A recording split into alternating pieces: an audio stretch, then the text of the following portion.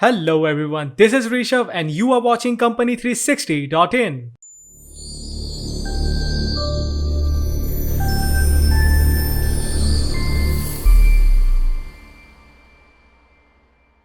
Today we will be talking about the pharmaceutical trademark dispute, Dispovan versus Dispcovan. Introduction.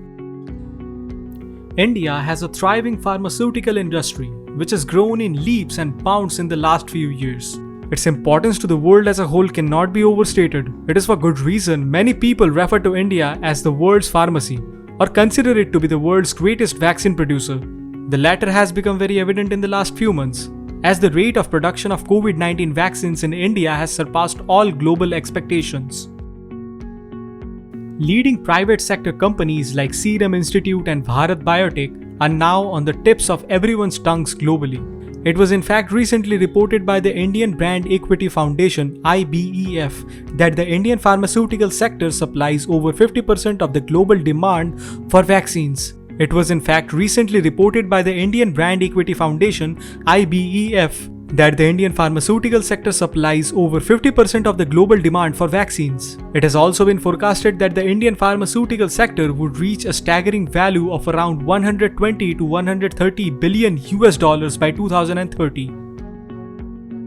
While the sector is indeed booming and is burgeoning with possibilities of reaching greater heights than ever, with the increased importance and global role of the Indian pharmaceutical sector, attention would inevitably be directed to the status of the intellectual property, especially trademark law and general branding practices in India. In this regard, a dispute regarding two similar sounding pharmaceutical names or trademarks, that is Dispovan versus Dispcovan, was reported in the Indian media. This piece will analyze the said dispute especially with the eyes of the earlier important judicial precedents regarding the subject matter. Pharmaceutical trademark similarity. Dispovan versus Dispcovan. It has been recently widely reported in many leading Indian dailies that there was a trademark dispute between the government-run organization Defense Research and Development Organization (DRDO), Vanguard Diagnostics and Hindustan Syringes and Medical Devices (HMD), which is the maker of the quite famous syringe brand Dispovan. Dispovan is a quite famous brand of single-use disposable syringes, which many viewers may in fact have encountered during vaccination and other injection-based medical procedures. HMD was in fact reportedly in receipt of an order from the Indian government for the supply of 265 million auto-disposable syringes.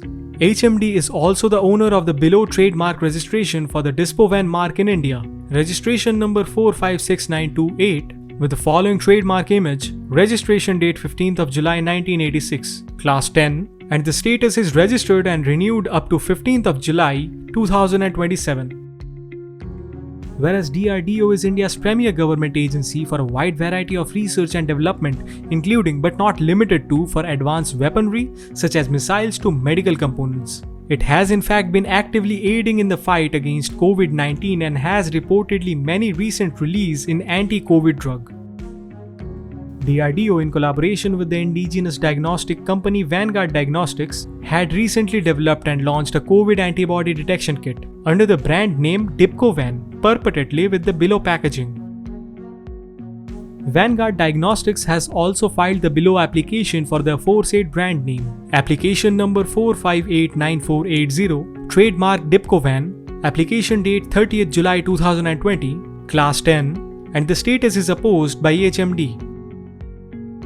Due to the prima facie similarity between the trademarks Dispovan and Dispcovan, and considering that they both fall under the class 10 of the NICE classification, it seems inevitable that a trademark dispute would arise regarding the same, which it reportedly did.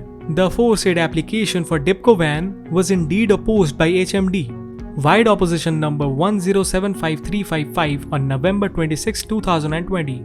Further, reports on various news outlets suggest that HMD may have also approached DRDO of Vanguard to urge them to adopt a different name for their product, likely by sending a cease and desist letter. Trademark infringement or passing off in the pharmaceutical sector trends. There have been a plethora of cases over the years in India, which have dealt with trademark infringement and passing off in the field of pharmaceuticals. One commonality in this ample body of jurisprudence is that the benchmark of the likelihood of confusion in cases involving pharmaceuticals has to be minimum or even bare minimum. This principle was elaborated in great detail by the Supreme Court of India in the landmark case of Cadila Healthcare Limited versus Cadila Pharmaceuticals Limited. The fact that the threshold of the likelihood of confusion is quite low for such marks and cases can also be seen from the recent case of Mankind Pharma Limited versus Novakind Biosciences Private Limited, wherein the Honorable High Court of Delhi has granted an ex parte ad interim injunction in favor of the plaintiff, Mankind, restraining the defendant from inter alia manufacturing and selling any pharmaceutical product bearing the suffice kind. In this case, the plaintiff was the proprietor of a well-known trademark Mankind and various other marks with the suffix kind, whereas the defendant was using the mark Devzakind for its pharmaceutical preparation or medicine. Thus, in the present case of Dispovan versus Dispcovan, it is quite likely that had the matter gone to the court would have ruled in favor of HMD. If you still have some questions, feel free to put them down in the comments section. Or you can find us at www.company360.in or email us at info@company360.in, or you may even call us at 964-334-0938. Thanks everyone for listening. This was Rishabh. Until next time.